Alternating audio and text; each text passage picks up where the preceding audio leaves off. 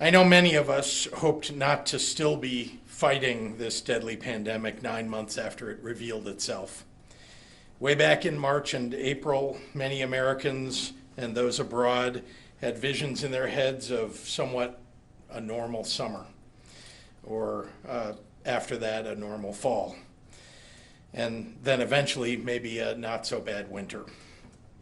We're all looking, hopefully, toward a better tomorrow, even as the public health experts warn of new waves of the virus as more people spend time inside in the months to come.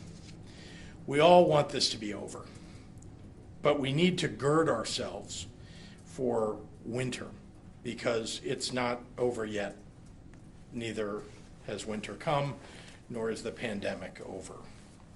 We have potentially months of the fight ahead of us. As hard as that sounds, yesterday we were given some real hope. A preliminary analysis of a new mRNA vaccine suggested 90% effectiveness in preventing COVID-19. That's potentially a very big deal.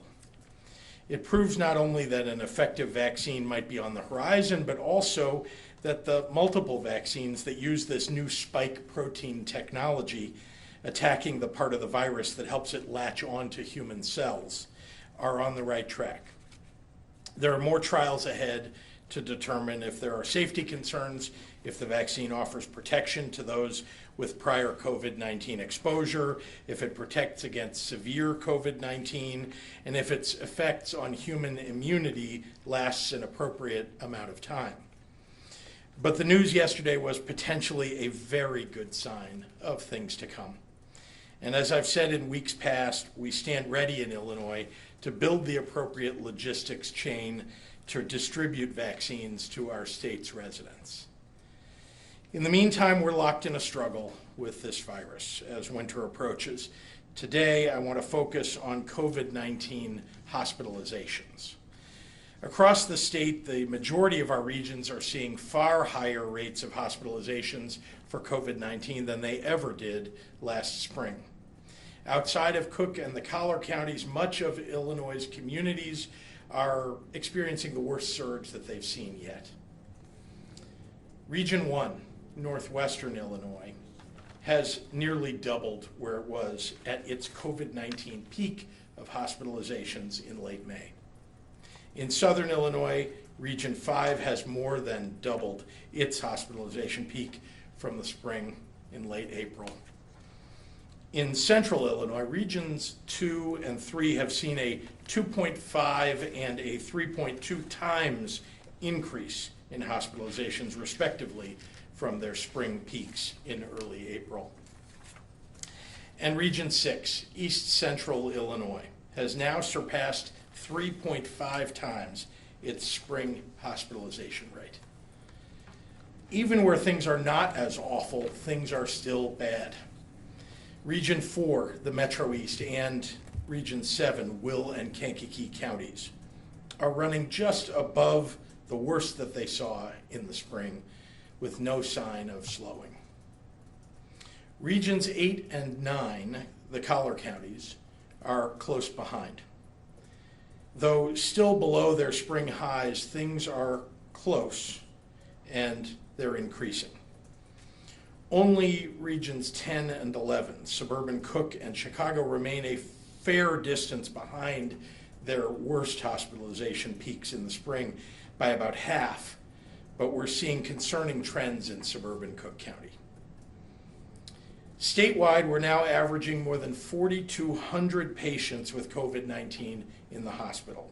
Our highest average in the spring was 4,822. 4,200 now, 4,800 back then. In short, we're now just hundreds short of our worst COVID hospitalization numbers last spring, after adding more than 2,000 to that number and that average since just October the 1st. I have been in touch with hospital leaders and with healthcare workers across the state. It's a difficult time for them. They're doing amazing work, but we must not let them become overrun. We're listening closely to them and we'll do everything to protect them. They have a message for everyone listening. They implore you to make sure that everyone wears a mask and stops gathering with a large number of people in your homes. They need your help. We're not alone in this fight.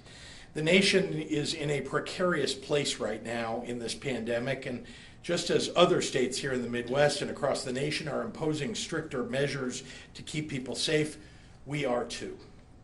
As I said last week and yesterday, we're monitoring the numbers closely, and additional statewide action is possible. We're also continuing to make sure that testing is as accessible as possible in Illinois. And indeed, we remain one of the top testing states in the nation and the best testing state in the Midwest. To that end, I'm pleased to announce that we've surpassed a new milestone in Illinois. We've recorded more than 100,000 tests in the last 24 hours, our first day of testing in the 6 digits, making us one of the first states to do so and the first in the Midwest.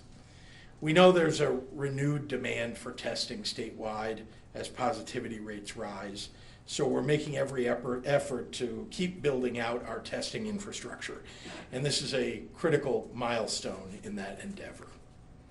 But it's critical to remember that nothing makes a bigger difference in this pandemic than when a community decides to protect your own by wearing masks, by avoiding gatherings, by temporarily closing high-risk, high-exposure businesses until we get to a place where it's safer to open again. I know it feels like we've been at this a long time. The whole country, the whole world has. 9 months is a long time. But we can't let our guard down. Look at these numbers. More than 10,000 of our fellow Illinoisans are getting infected each day, and dozens are dying each day. There is light at the end of the pandemic tunnel, but we just don't know exactly when we will get there.